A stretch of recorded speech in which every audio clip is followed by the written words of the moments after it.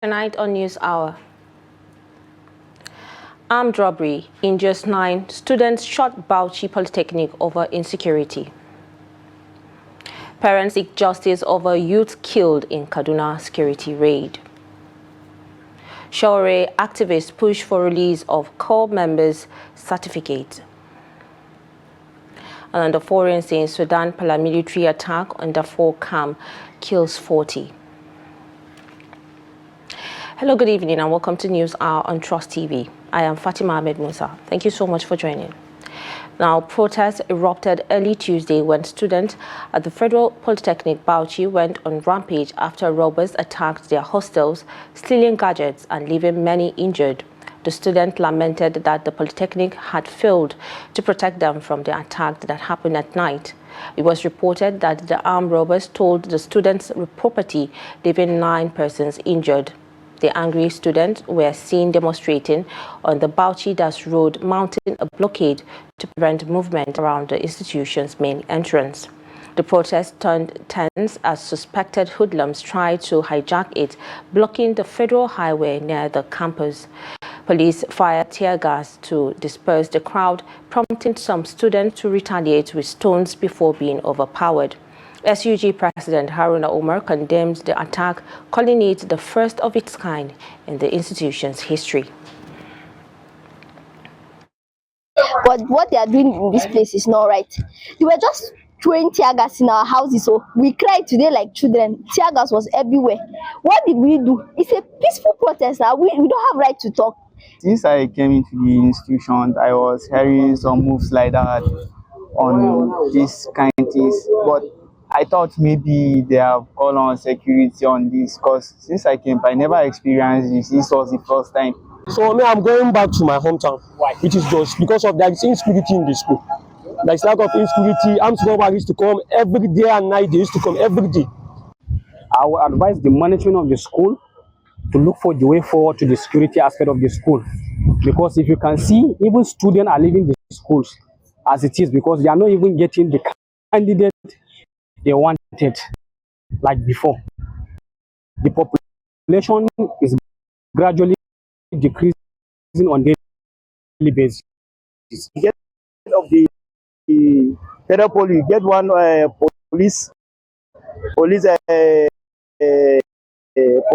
police car, one. You need additional because of even the student will get house. For houses for the renting houses for the in the back of the Valevedi, you need like small unit of the police station or something like that. You can help us, or you put another more security where you want to go up and down. You take it. From Akwa Ibom to Rivers State, Nigerian campuses are becoming flashpoints in the country's worsening security crisis. On March 17, thousands of students of Akwa Ibom State Polytechnic in Ikot Usurwa, Ikot Ekpene took to the street. They marched against what they called rampant insecurity and police brutality, saying they no longer feel safe on campus or in their communities. 10 days later, on March 27th, a student in Ondo State shot down Akure. They accused Governor Lucky Aiyedatiwa of failing to protect them amid a surge in kidnappings targeting students and commuters. By May 31st, in Delta State, fear had turned into daily resistance. Residents of the Abraka community, home to a major university, launched continuous mass protests over rising attacks and abduction in the area. And on August 1st, in Rivers State, female students of the Rivers State University announced plans to protest after repeated incidents of insecurity in their hostels left many afraid to sleep at night. Across the states, the message from students is the same. Their education is under threat if their safety cannot be guaranteed. Now, there was tension in the Barna community of Kaduna South local government area of Kaduna State on Monday evening following the killing of a 22-year-old local painter, Abubakar Abdullahi. The parents of the deceased are demanding justice over the killing, which they say occurred shortly after a combined team of security operatives stormed the community in search of suspected hoodlums. Trust TV's Bello Musa completes this report.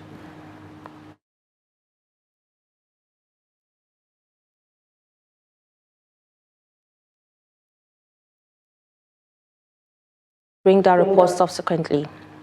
Now we'll move on to more stories. A former governor of Sokoto State, Aminu Tambuwal, has been released from the custody of the Economic and Financial Crimes Commission, EFCC.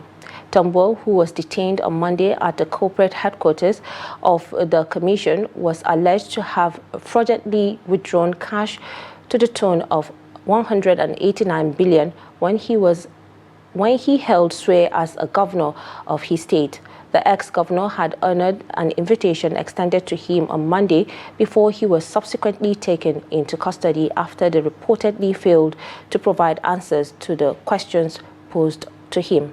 Confirming the release to Trust TV, one of the crack detectives of the commission said he was granted administrative bail, saying he would be leaving the commission's headquarters after perfecting his bail conditions.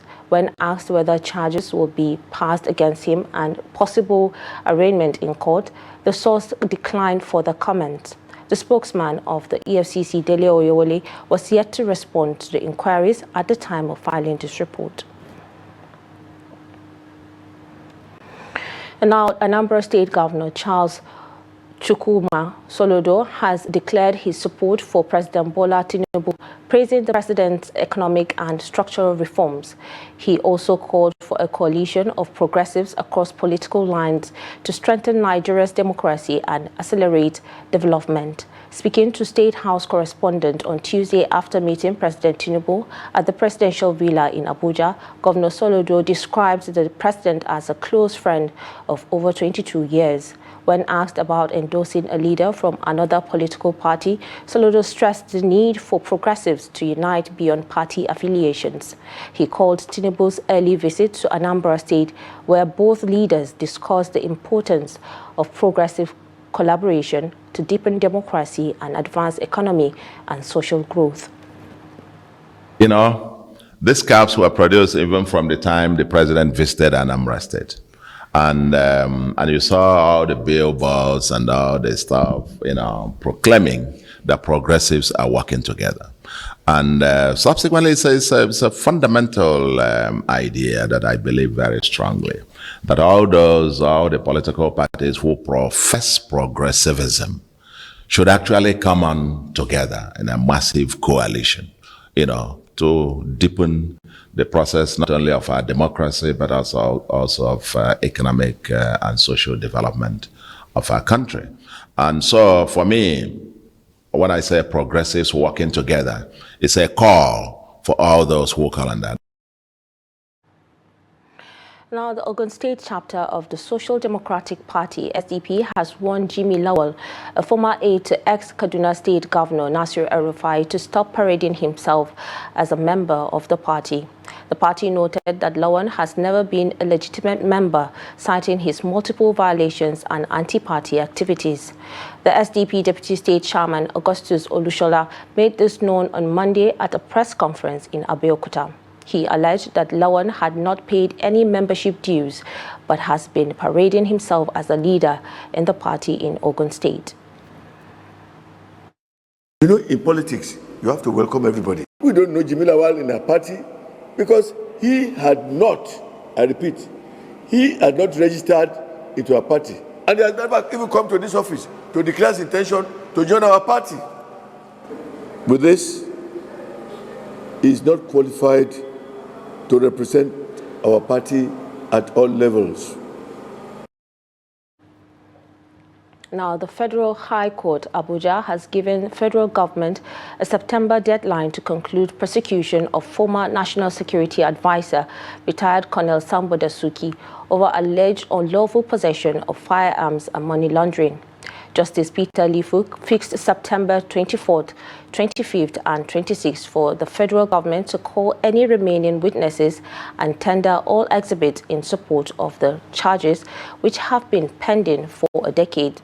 Dasuki, who was first arraigned in 2015, was facing a 7-count amended charge and was expected to open his defense once the prosecution closed its case. At the last hearing, a prosecution witness, Mansour Muhammad, told the court that following Dasuki's arrest, his residents in Abuja, Kaduna, and Sokoto were searched for arms and cash. Justice Lifu, while granting an adjournment request, directed the federal government to be ready to close its case against the defendant and for Dasuki to open his defense. The judge subsequently adjourned the case until September 24th, 25th, and 26th.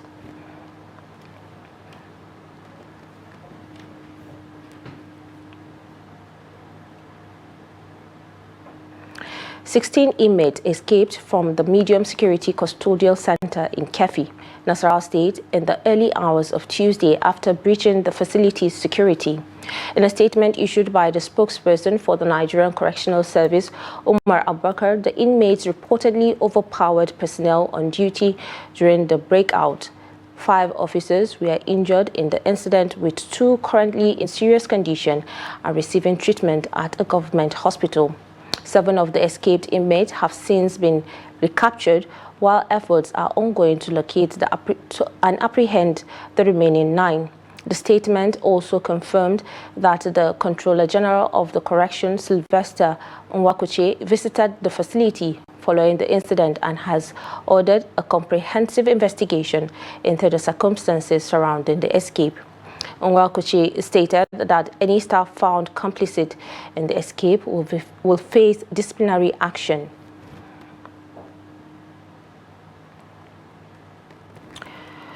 The Nigerian Air Force now says its airstrike under Operation Fansanyama on Sunday struck a gathering of 400 bandits planning attack on farming communities in Zamfara State. A statement by the NAF spokesperson, Air Commodore Ehimen Ejodame, said the airstrike and ground assailant on Makakari Forest neutralized several terrorists. According to him, intelligence, surveillance, and reconnaissance had confirmed movement of over 400 bandits planning to invade a farming community. He said the operation involved precision airstrikes and ground assaults, resulting in the deaths of several notorious kingpins and scores of their foot soldiers. The director said the synergy between air and land components made the operation exceptional.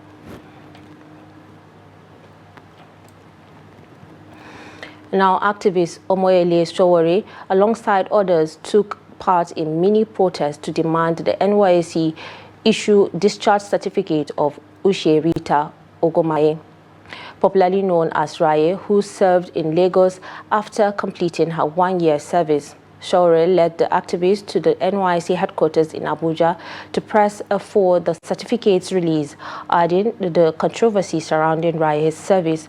Trust TV's Noel Sampson has this report.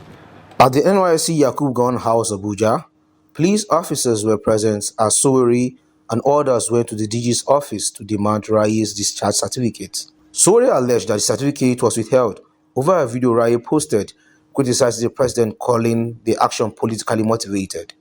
He cited similar cases of politically linked deniers of NYSC certificates. We must provide a historical information to you that the NYSC has been known over the years to seize discharge certificate of people who are politically very vibrant during their service years. The most popular one was of Bamidele Aturu, who is now late, who refused to shake hands with a military dictator in Niger State. I think it was in the 80s. Second was Femi Falana, yes, whose NYSC discharge certificate was seized. It took him 18 years. In fact, it took the Oputa panel to order the Nigerian government to release it to him. Yours faithfully mine was also seized in 1996 in Yola and has not been released till today. And there's been several cases of politically motivated seizure of NYSC certificate. It's our position that that should end immediately. What happened was that on the 7th of April, Raye went to a local government, Etiosa, presented herself for clearance before the LGI, the local government inspector, one Mrs. Veronica Abela. Initially, the LGI said, go and join the queue. She was on the queue, it got to her turn. She asked her, go back, go to the back. Go and join the queue again. She obeyed. This kept happening. Apparently, the woman could not tell her why she did not want to clear her. Raye persisted, kept pressing, kept begging, Madam, why am I not being cleared? It was until about 6 hours after she has been delayed, after she has been indignified, after she has been verbally assaulted, that Mrs. Veronica Abela opened up to her that I cannot clear you. In March this year, Raya posted a viral video criticizing the president over rising food prices and general cost of living. She later alleged that an NYC official threatened her to take down the video. So I'm coming from the supermarket where I went to get foodstuffs and everything has gone up again. It's just like every single week prices increase. I want to know, what is the government doing about this increment? Are you normal? I wasn't insulting the president, ma. I was only asking for accountability. Put down that rubbish you put there. Ma, are you threatening me? Put down that rubbish. You are not talking to your mate. Raya has now petitioned the NYSC, accusing it of unlawfully extending her service by 2 months. According to the NYSC, Rita is among the 131 corps members whose certificate of national service were withheld for valid disciplinary reasons. Specifically, they say Rita's service year has been extended by 2 months for failing to attend April 2025 biometrics clearance, a decision that aligns with NYSC bylaws. However, a quick check on the NYSC rulebook shows that bylaw 4, Section D, subsection 1 states that a corps member will be subject to 2 months extension and half pay if they leave their permanent assignment without permission. It is unclear if this provision aligns with the NYSC's claim for alleged violation. Noel Samson, Trust TV News, Abuja. Now cycling back to the tension in Kaduna, where Barnawa community was thrown into chaos on Monday evening following the killing of a 22-year-old local painter, Abubakar Abdullahi. The parents of the deceased are demanding justice for the killing, which they say occurred shortly after a combined team of security operatives stormed the community in search of suspected hoodlums. Trust TV's Bello Musa reports from Barnawa, where the family and residents are still in shock.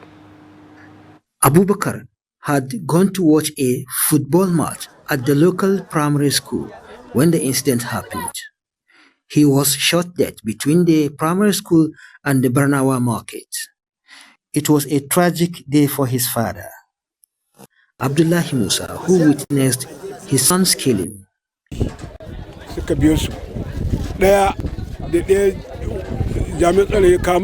One of the security agents was chasing Abubakar. I kept telling him to stop. Suddenly, one of them grabbed the back of his shirt. As I was about to move closer, another officer wearing a black and white shirt pulled out a gun and shot my son in the cheek, right in front of me.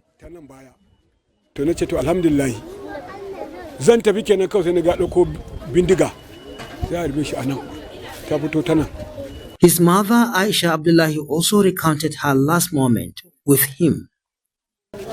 My son was a painter. He only went to watch football when they shot him to death. I'm appealing to the Kaduna State Governor to give us justice. Tomato sellers who were at the scene said the incident happened during a security raid to arrest suspected hoodlums. He told me he was going to watch football. Later, they brought his corpse back to me. We were selling our tomatoes when the security vehicles arrived. Abubakar's father was sitting nearby when they shot him to death.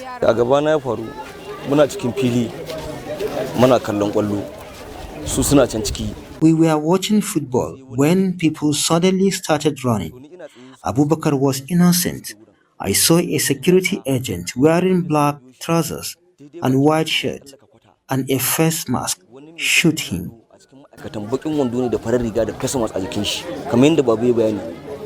The death of the young man sparked outrage among residents, especially youths, who pelted the operatives with stones. The officers responded with tear gas to disperse the crowd. The grieving parents are now calling for justice. I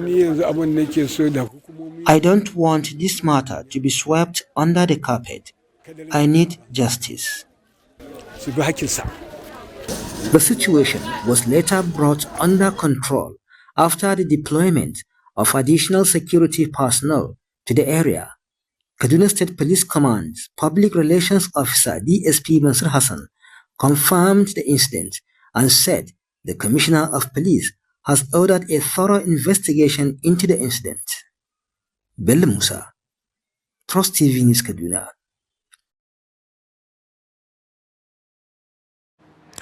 International Youth Day is marked every year on the 12th of August around the world to recognize the importance of young people's involvement in social, economic and civic life for the development of their communities. But for Safiyanu Yakubu, a graduate of public administration from the Federal Polytechnic Bauchi, the day holds little meaning given Nigeria's high level of unemployment, which leaves many young people jobless. Ado Musa completes this report. Nigeria's unemployment rate has fluctuated in recent years. According to the National Bureau of Statistics, it stood at 4.3% in the second quarter of 2024, down from 5.3% in the first quarter. This year's International Youth Day is themed Local Youth Action for the SDGs and beyond, and focuses on empowering young people to lead initiatives that advance the Sustainable Development Goals at the local level. However, for youth like Safiyanu Yakubu, unemployment, economic hardship and poverty are overshadowing the day's celebration. To be frank, I'm not celebrating anything today because the economic hardship that I'm in too will not even allow me to even think of creating awareness or celebrating the day for the youth. Because outside people says, Hanu baka hanu kwaria, you are struggling for what to even eat. How can you even have something to eat? You and your family.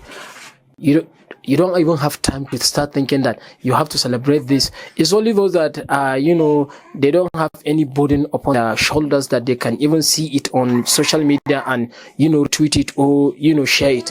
But to be frank, we are struggling on what to eat. Yakubu, who graduated in 2014, recalled making several attempts to secure employment without success, forcing him to work as a sales boy at a tomato market in Jos to survive. I do sell tomatoes, though the tomatoes that I'm selling does not belong to me because I have not even 500 naira as a capital of mine. I have my boss. Whenever I go, he usually buy tomatoes in the huge quantity at times, and at times he collect it from the farmers and sell for them to pay back, and they usually pay my boss commission. Through that commission that my boss have, is from it that he usually give me something, a little bit token or penny in the evening to go. Despite his resilience, Yakubu says he still faces daily struggles in the market. At times I even used to forget that I have ever been in school, because the majority of people that I'm interacting with, they did not go to school. Yeah, they did not go to school, and you have to obey them. Somebody will look at you and say, when you go to school, it's just an exercise of vanity. When you go to school, you are wasting your time. Just come. At times, many people usually mock at me. They will say, look at him, he's a graduate. He has a degree. Graduate here. They laugh at me. This is the challenges I'm even facing in the market. I'm struggling to have something to earn my living, but other people are pointing fingers at me and saying, a graduate, look at him. A graduate always pains me. Okay. Yeah, I know I'm a graduate, but I'm never proud that who I am. I always struggle to see the end 11. But you see illiterate, someone that I've never been to school, even for someone that did not even graduated in primary school, will point at me, graduate, they will laugh at me. He urges graduates and undergraduates to look beyond formal schooling and prepare themselves with practical skills for the job market, noting that education alone may not guarantee employment. Ado Musa, Trust TV News, Jos. Now in health, no fewer than 12 cases of mpox have been discovered by the Ondo State Primary Healthcare Development Agency in 8 local government areas of the state. The Director of Disease Control of OSPHDA, Dr. Victor Adefesoye, disclosed this on Monday in Akure at the stakeholders meeting on mpox vaccination. Adefesoye explained that the disease, which was formerly known to be transmitted by monkeys, had been discovered to be transmitted by various animals. He described the disease as contagious, hence the need to contain its spread through vaccination in the state. According to him, the vaccination is safe and will commence on August 11th and end on August 21st.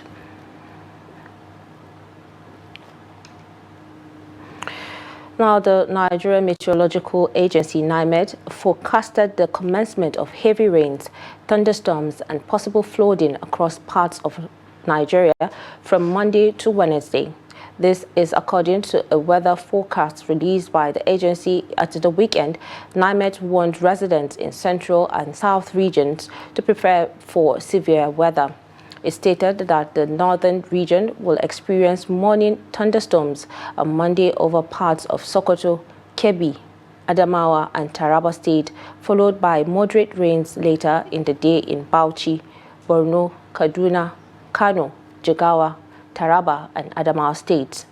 The agency raised alarm about a high flood risk in Katsina, Kebbi, Zamfara, and Sokoto states during the forecast period.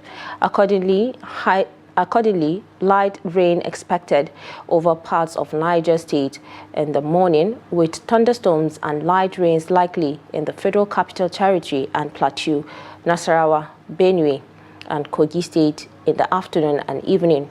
For the southern region, NIMET said flood risks are high in Delta, Imo, Bayelsa, Rivers, Cross River, and Akwa Ibom State.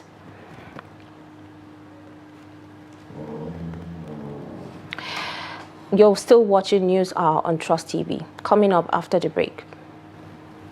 Amid power cuts, Kano entrepreneurs turn to solar to stay afloat. There's some more when we return. To stay with us.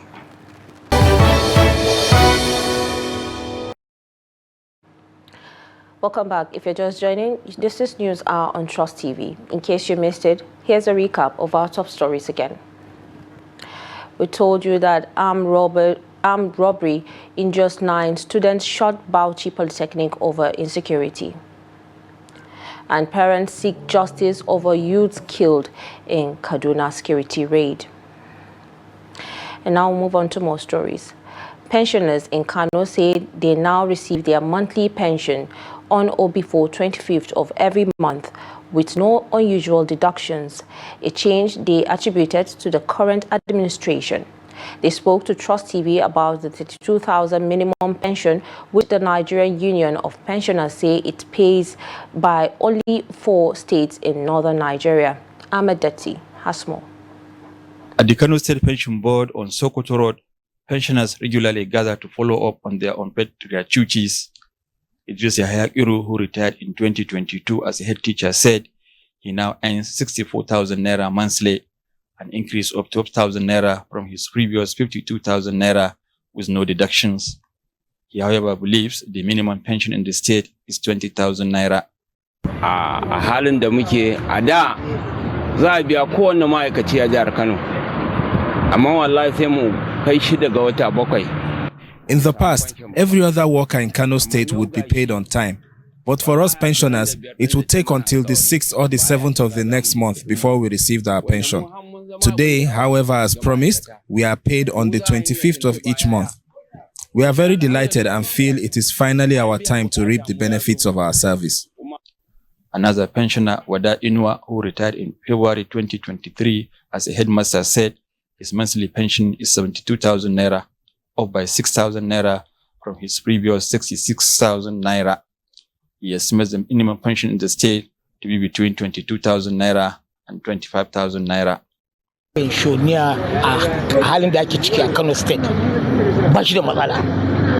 are no problems with pension payments in Kano State now. Recall that when the governor promised to pay pensions regularly, he kept his word, and there are no deductions. Both men recall that pensions were once as low as 5,000 naira with deduction of several thousand naira each month. The executive secretary of the State Pension Board was unavailable for comment when Trust TV visited.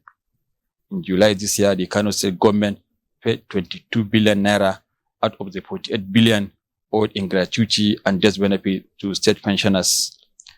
The state operates the Kano State Pension and Gratuity Law of 2006, which guides the Contributory Defined Benefit Scheme, CDBS, adopted from the National Pension Scheme. Under this law, the administration and custody of pension funds and assets rests with the Kano State Pension Fund trustees. Ahmed Detti, Trust TV News, Kano. Still in Kano, amidst Nigeria's soaring cost of living, a quiet revolution is taking roots in Kano. For barbing saloons, provision shops, phone charging kiosks, and tailoring workshops, solar power is no longer a luxury, it's a lifeline. This comes as Nigeria's energy crisis continues to be a major challenge for businesses and families across the country. Abdulaziz Ibrahim has more. For decades, Nigeria's erratic electricity supply pushed small businesses toward petrol and diesel generators. But with the removal of fuel subsidies and record high prices, the shift to solar is accelerating. Here at this modest barbing salon, Abubakar says he abandoned the national grid after being billed for electricity he never used. There was prolonged power outage, and the power company threatened to disconnect me over unpaid bills. I told them to go ahead. Since switching to solar, I don't worry about power cuts, and I've been able to grow my income. Khalifa Adamu runs a solar-powered phone charging business. He says he hopes the change is permanent. In the raining season, if I'm using petrol to start my business, so my customers will be complaining about the inconveniences for the business. But when I use solar, make the business so easier. When I come, I will just start the business easily. Electricity is expensive and we don't get it regularly. I even tried using generators with gas, but that didn't work too. So I switched to solar to manage costs because customers refuse to accept any price increase. The cost of materials is already high and we can't add more burden on the customers. At just 22, solar installation dealer Abdul Jabbar Abubakar has seen demand in his services surge. Many of my clients never considered solar until fuel prices rose. In the past, there were even stories that solar panels were actually dangerous. Now I have clients even in filling stations who are using the solar panels. From bustling markets to backstreet workshops, more Nigerian entrepreneurs are cutting their dependence on the national grid, but the transition isn't without hurdles as the upfront cost of solar installations remains out of reach for many. However, payment plans, solar loans, and cooperative schemes are slowly making the technology more accessible. In the past, several businesses offered payment plans, but fluctuating prices of goods due to inflation made it hard to sustain. Still, there are systems that allow people to buy components one at a time until they have everything they need to put together a solar installation. Despite the challenges, the rise of solar power is giving small businesses across Nigeria a fighting chance to keep their doors open. Abdulaziz Ibrahim, Trust TV News, Kano. Now, the Adamawa State government has commenced the installation of advanced technological device to promote electronic governance following recent approval by the State Executive Council.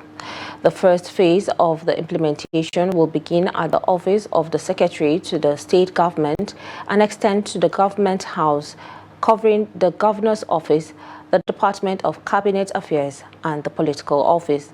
The project aims to improve efficiency and ensure seamless information management and communications across these critical offices. Trust TV's Gibson Swadigo reports from Yola. Inside the SSG's office, staff members are busy dusting and sorting files, some dating back to the First Republic and even earlier. 59, 59, 58, 51. These archives include old government gazettes, executive memoranda, proceedings reports, and journals. Many of them committee reports from previous administrations.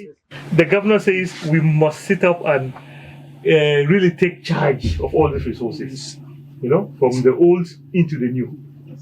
So what we are doing is, first of all, ensuring we have the power to do it. I think that's been on hand. The governor has approved that.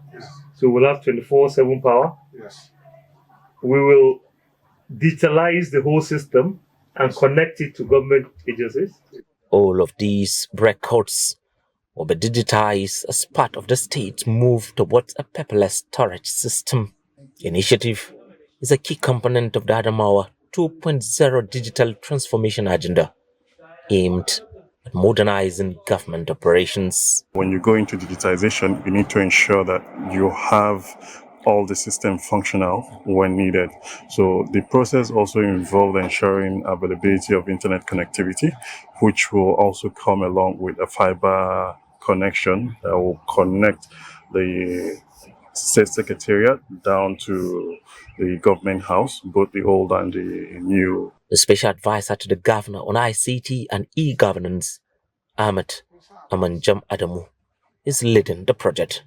He outlined how the system will enhance transparency in governance and align operations with global best practices. There is also the file management system and collaboration platform for the staff of the Office of the SSG, including the Office of the Permanent Secretary, Political, Security and Cabinet, which is directly under the Office of the SSG. On the third leg of it, fiber optic cable is being laid from here up till the office of the governor, the new complex, and to the old complex to connect all of these offices so that they will be on the same local area network. In addition to that, there is also a voice over IP system where all the principals and their staff will be communicating using the voice over IP protocol since we have built the fiber optic. So far, the work is ongoing on the digging and laying of optic fiber cables alongside the installation of renewable energy sources to ensure uninterrupted power supply for the storage infrastructure. Gibson Soadugo, Trust TV News, Yola. Now, the Lagos State Police Command says it has arrested 68 suspects in a series of coordinated operations, recovering firearms, vehicles and stolen property. Commissioner of Police Oluhundare Jimo, speaking at a press briefing in Ikeja, said the operation have boosted security across the state, assuring the command is committed to driving crime rates to the barest minimum through strategic deployment of resources. The report. CP Jimo told reporters that the suspects are linked to armed robbery, abduction, vehicle theft, and a 500 million naira scam and other serious offenses. The arrests were made during raids across Lagos and neighboring Ogun State. Recovered items include 17 firearms, among them pistol and AK-49 and locally made weapons, 99 rounds of ammunition, 4 vehicles, 19 mobile phones, 6 laptops and tablets, identity cards, POS machines and bulletproof vests, and scam document tied to visa fraud. We equally have before you arrest of syndicate over 500 million visa scam. On July 16, 2025, following the transfer of a case from Agbo Okota Division to the State CID, 4 suspects linked to a 500 million visa fraud syndicate. The suspects are Blessing Wesufu, age 27 years, Chinyere Christian, age 36 years, Achibong Udeme in Defreke, male, age 23 years, Maureen Peter, age 25 years. Preliminary investigation revealed that the suspect, who was staff of education consultancy in Agbo Okota, fraudulently obtained the sum of 500 million naira from more than 100 victims under the false pretense of facilitating Canadian and Australia work visas for them. The suspects are already in police custody and will be charged to court on completion of investigation.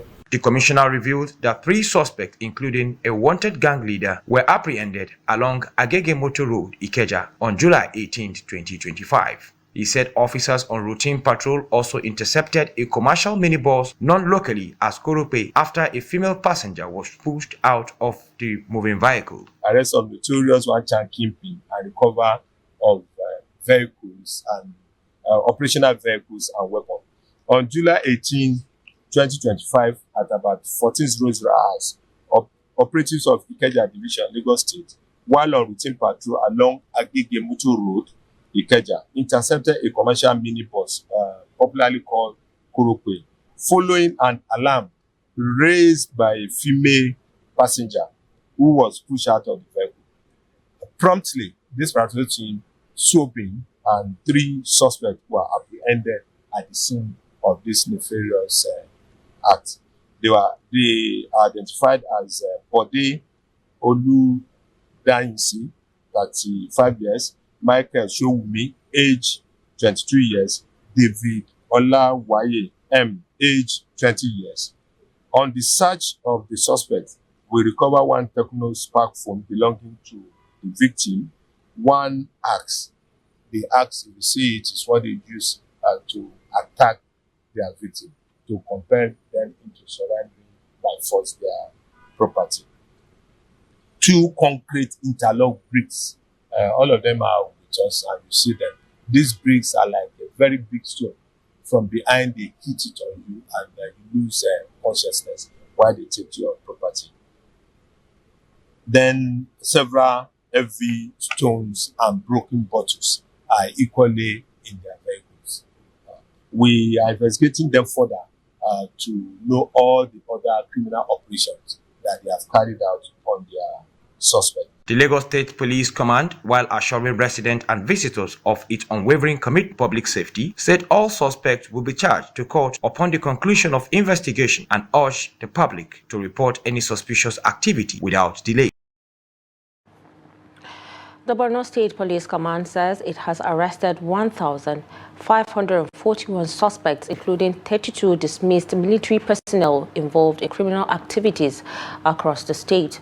Disclosing this during a brief at the Rapid Response Squad office in Maiduguri, the command said 1,164 suspects were convicted, 247 released, 1,197 charged to court, while 64 are still under detention. The RRS Commander Abioye Babalola said the exhibits recovered from the suspects include dangerous weapons, military uniforms, as well as illegal drugs worth 27.1 million, while the Borno State Commissioner of Police, Abdulmajid Naziru, has commended the squad for their efforts and charged them to remain professional in their duties. To the men, officers and men of the RSS, is to do according to the rules of the law. Don't be too overzealous. You have to bear in mind the fundamental human rights of Nigerians. Don't be overzealous in arresting innocent people. Was those only affected are the criminals. Once you arrest and there are exhibit and you warrant, you charge him to court, please. Don't over detain suspect. Because it's one thing to do the work very well, it's another thing to spoil it. We have serious challenges. One, the administrative office. The squad is squatted with Nigerian archives under the Ministry of Information, in which administrative office is very important for our smooth operation, and also our operational vehicles that still need to be changed. The vehicle most of our men are using require constant maintenance in order to stand the test of the time. Also, the welfare of my personnel require a lot of things that need to be considered and be reviewed. And that's why we are bringing it to the notice of our father, in which every one of us are being operated under him. Now, the Nigeria Customs Service, NCS, has intercepted 16 containers of contraband, including arms, ammunition, expired pharmaceuticals, and other prohibited items worth over 10 billion. The seizure, made in Apapa, Lagos, followed joint inspection with the National Drug Law Enforcement Agency, NDADA. A 40-foot container initially cleared was later found to contain 202 cans of Canadian loud, weighing 101 kilograms, along with 2 pump-action rifles, a Smith & Wesson pistol, ammunition, and accessories. Other confiscated goods include 7 containers of expired drugs, 3 containers of expired margarine, 3 containers of banned use clothing, and 2 containers of codeine syrup linked to earlier seizures. Customs also impounded frozen poultry products, counterfeit toothpaste infringing on a Nigerian brand, and unregistered medicines. 5 suspects were arrested, 3 of whom are already in court. The results that we have gotten in the last 2 years has justified the fact that we are doing our best in striking a healthy balance. Our revenue continues to grow. Our ranking in the ease of doing business is very impressive. And we are also making big seizures. It is our intention to continue to review our systems, our processes, and our engagements so that we can do better. It's in the light of this that I would like to revisit the debates ignited by our decision to stop the stepping down of containers of pharmaceutical products to bonded terminals. I've heard reports indicating that Nigeria Customs Service cannot trample upon the rights of importers to make use of bonded terminals of their choice. I very much agree with those arguments that we needed to give priorities to the issues of trade facilitation. Now in business, Nigeria will face a 15% tariff as U.S. President Donald Trump imposes sweeping trade duties on imports from dozens of countries. The new policy sets a baseline tariff of 10% on all imports to the United States, with higher rates for specific nations.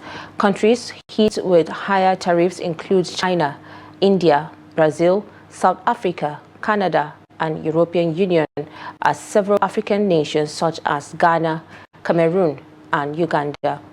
The move has sparked concerns over potential disruptions to global trade and heightened tension in international markets. Now away from Nigeria, Sudan's paramilitary rapid support forces RSF launched a brutal assault on a famine-stricken displacement camp near El Fasher, the capital of North Darfur, killing at least 40 people and injuring 19 others, according to local rights group. The attack marks another escalation in ongoing civil war, which has displaced millions, pushed a vulnerable population to the brink of starvation. The Abu Shok displacement camp, home to around 450,000 people, has been repeatedly targeted since the war began in April 2023. On Monday, RSF fighters stormed sections of the camp, attacking residents inside their homes. An emergency response rooms group reported on Facebook. The resistance committees in El Fasher, a network of local activists, condemned the assault, stating that it reflected a horrific violations against innocent and defenseless people. The Abu Shok camp is one of 2 sites in Sudan suffering from severe famine, according to aid organizations. Now, Israeli airstrikes killed at least 11 people overnight in Gaza City as Hamas leader Khalil al-Hayya arrives in Cairo for ceasefire talks. Strikes targeted residential areas in eastern Gaza, including Zaytun and Khan Yunis, with multiple casualties reported. The Israeli military says it is investigating and continuous operation against militants, while Gaza's health ministry reports 5 more deaths from starvation and malnutrition in the past days. The conflict ongoing since October 2023 has killed over 61,000 Palestinians and caused a severe humanitarian crisis. Prime Minister Netanyahu vowed to continue until Hamas is defeated, but ceasefire talks remain stalled. Efforts by Egypt and Qatar to revive negotiations continued amid growing international concern. And now it's time for us to join Kabir Lawad for small news on sports.